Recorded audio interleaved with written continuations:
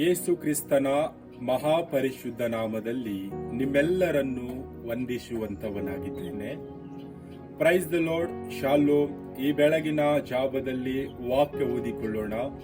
ಪೌಲನು ಕೊರಿಂಥದವರಿಗೆ ಬರೆದ 2ನೇ ಪತ್ರಿಕೆ 12ನೇ ಅಧ್ಯಾಯ 8ನೇ ವಚನ ಮತ್ತು 9ನೇ ವಚನ ಓದಿಕೊಂಡು ಸ್ವಲ್ಪ ಹೊತ್ತು ಧ್ಯಾನ ಮಾಡಿಕೊಳ್ಳೋಣ.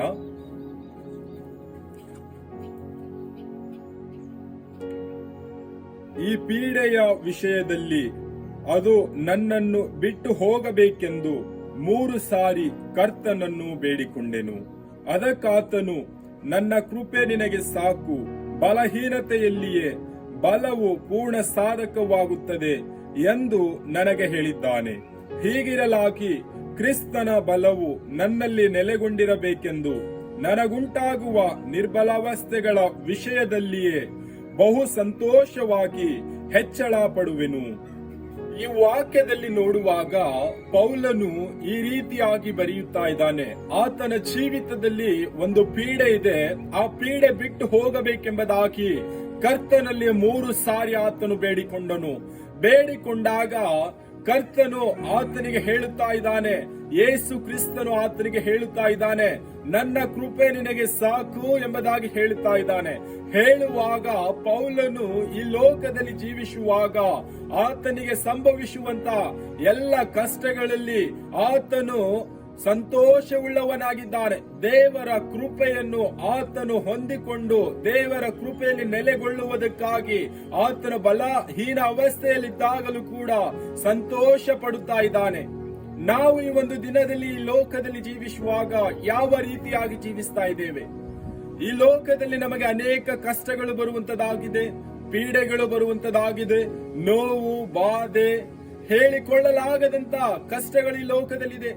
ಅವೆಲ್ಲವೂ ನಮಗೆ ಬರುವಾಗ ನಾವು ಈ ಲೋಕದಲ್ಲಿ ಜೀವಿಸುವ ಕಾಲವೆಲ್ಲ ನಾವು ಯೇಸು ಕ್ರಿಸ್ತನ ಸನ್ನಿಧಾನದಲ್ಲಿ ಪ್ರಾರ್ಥಿಸುವಂತವರಾಗಬೇಕು.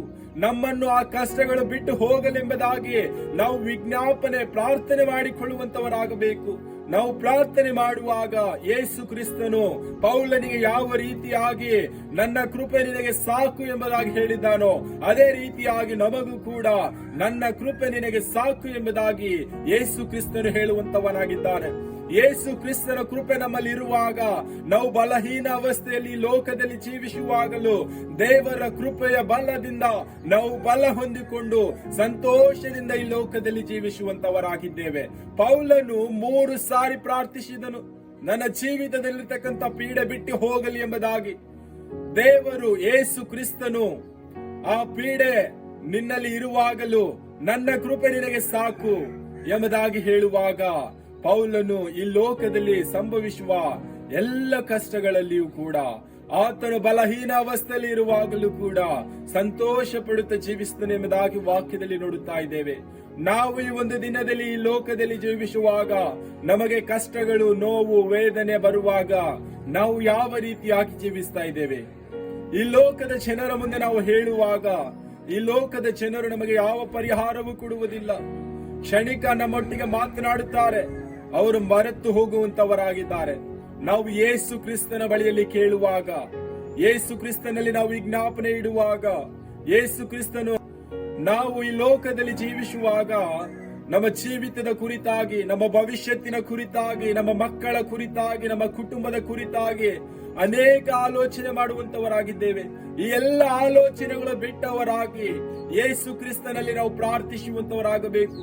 ನನ್ನ ಕುಟುಂಬ ಯಾವ ರೀತಿಯಾಗಿ ನಾನು ನಡೆಸಬೇಕು, ನನ್ನ ಜೀವಿತ ಯಾವ ರೀತಿಯಾಗಿ ನಾನು ನಡೆಸಬೇಕು, ನನ್ನ ಭವಿಷ್ಯತ್ತಿನ ದಿನಗಳು ಯಾವ ರೀತಿಯಾಗಿ ನಾನು ಕಳೆಯಬೇಕು ಎಂಬುದಾಗಿ ನಾವು ಪ್ರಾರ್ಥಿಸುವಾಗ ಯೇಸು ಕ್ರಿಸ್ತನು ನನ್ನ ಕೃಪೆ ನಿನಗೆ ಸಾಕು, ಚಿಂತೆ ಮಾಡಬೇಡ ಮಗನೇ, ಮಗಳೇ, ಯೇಸು ಕ್ರಿಸ್ತನ ಕೃಪೆ ಇದ್ದರೆ ಸಾಕು. ನಾವು ಈ ಲೋಕದ ಜೀವಿತವನ್ನು ಜೀವಿಸುವಂತವರಾಗಿದ್ದೇವೆ. ನಮ್ಮ ಕುಟುಂಬ ನಡೆಸುವುದಕ್ಕಾಗಿ ಚಿಂತಿಸುವುದು ಬೇಡ, ನಮ್ಮ ಜೀವಿತ ನಡೆಸುವುದಕ್ಕಾಗಿ ಚಿಂತೆ ಬೇಡ, ನಮ್ಮ ಮಕ್ಕಳ ಭವಿಷ್ಯತ್ತು ಏನೆಂಬುದಾಗಿ ನಾವು ಚಿಂತೆ ಮಾಡುವುದು ಬೇಡ. ನಾವು ಯೇಸು ಕ್ರಿಸ್ತನಲ್ಲಿ ಮರೆ ಇಡುವಾಗ, ಯೇಸು ಕ್ರಿಸ್ತನ ಕೃಪೆ ನಮಗಿರುವುದಾದರೆ ನಾವು ಈ ಲೋಕದಲ್ಲಿ ಸಂತೋಷವುಳ್ಳವರಾಗಿ ಜೀವಿಸುವಂತವರಾಗಿದ್ದೇವೆ. ನಾವು ಈ ಒಂದು ದಿನದಲ್ಲಿ ಈ ಲೋಕದಲ್ಲಿ ಯಾವ ರೀತಿಯಾಗಿ ಜೀವಿಸ್ತಾ ಇದ್ದೇವೆ? ನಮಗೆ ಏನೇ ಒಂದು ಪೀಡೆಗಳು ಬರಲಿ, ಕಷ್ಟಗಳು ಬರಲಿ, ನೋವು ಬರಲಿ, ವೇದನೆ ಬರಲಿ, ಇವೆಲ್ಲವೂ ಬಂದಾಗ ನಾವು ಈ ಲೋಕದ ಜನರ ಮುಂದೆ ಹೋಗಿಕೊಂಡು ಮೊರೆ ಇಡುತ್ತಾ ಇದ್ದೇವಾ? ನಾವು ಸೃಷ್ಟಿಕರ್ತನು, ನಮ್ಮ ನಿರ್ಮಾಣಿಕನು, ನಮ್ಮ ಒಡೆಯನು, ಭೂಮಿ ಆಕಾಶಗಳ ಒಡೆಯನು ಯೇಸು ಕ್ರಿಸ್ತನ ಬಳಿಗೆ ಹೋಗಿ ನಾವು ಮೊರೆ ಇಡುತ್ತಾ ಇದ್ದೇವಾ? ಈ ಒಂದು ದಿನದಲ್ಲಿ ನಮ್ಮನ್ನೇ ನಾವು ಪರೀಕ್ಷೆ ಮಾಡಿಕೊಳ್ಳೋಣ. ನಾವು ಯೇಸು ಕ್ರಿಸ್ತನಲ್ಲಿ ಮೊರೆ ಇಡುವಾಗ ಯೇಸು ಕ್ರಿಸ್ತನ ಕೃಪೆ ನಮಗೆ ಸಾಕು ಎಂಬುದಾಗಿ ಹೇಳ್ತಾ ಇದ್ದಾನೆ. ಮಗನೇ, ಮಗಳೇ, ನನ್ನ ಕೃಪೆ ನಿನಗೆ ಸಾಕು, ಆ ಪೀಡೆಯಿಂದ ನಿನ್ನನ್ನು ನಾನು ನನ್ನ ಕೃಪೆಯಿಂದ ಬಿಡಿಸ್ತೇನೆ ಎಂಬುದಾಗಿ ಯೇಸು ಕ್ರಿಸ್ತನ ವಾಕ್ಯದಲ್ಲಿ ಹೇಳುತ್ತಾ ಇದ್ದಾನೆ. ನಾವು ಇನ್ನು ಯಾವುದಕ್ಕಾಗಿ ಕಾಯ್ತಾ ಇದ್ದೇವೆ? ಈ ಲೋಕದಲ್ಲಿ ತಂದೆ ತಾಯಿ, ಬಂಧು ಮಿತ್ರರು, ಸ್ನೇಹಿತರು ಬಂದು ನಮ್ಮನ್ನು ಈ ಕಷ್ಟದಿಂದ ಬಿಡಿಸುತ್ತಾರೆ, ನಮ್ಮನ್ನು ಈ ಕಷ್ಟದಿಂದ ಪರಿಹಾರ ಮಾಡುತ್ತಾರೆ ಎಂಬುದಾಗಿ ಕಾಯ್ತಾ ಇದ್ದೇವಾ? ನನ್ನ ಪ್ರಿಯ ಮಗನೇ, ಮಗಳೇ, ಯೇಸು ಕ್ರಿಸ್ತನು ಹೇಳುವಂತ ಮಾತು, ನನ್ನ ಕೃಪೆ ನಿನಗೆ ಸಾಕು. ನಿನ್ನ ಬಲಹೀನ ಅವಸ್ಥೆಯಲ್ಲಿಯೂ ಕೂಡ ನೀನು ಸಂತೋಷವಾಗಿ ನನ್ನ ಕೃಪೆಯನ್ನು ಹೊಂದಿಕೊಂಡು ಜೀವಿಸಿ ಎಂಬುದಾಗಿ ವಾಕ್ಯದಲ್ಲಿ ಹೇಳ್ತಾ ಇದೆ.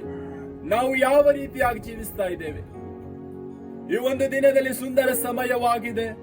ಯೇಸು ಕ್ರಿಸ್ತನ ಕೃಪೆಯನ್ನು ಹೊಂದಿಕೊಂಡವರಾಗಿ ನಾವು ಈ ಲೋಕದಲ್ಲಿ ಜೀವಿಸುವಂತವರಾಗೋಣ. ಕರ್ತನು ಈ ವಾಕ್ಯ ನಮ್ಮೆಲ್ಲರ ಆತ್ಮೀಯ ಆಶೀರ್ವದಿಸಲಿ. ಆಮೇನ್.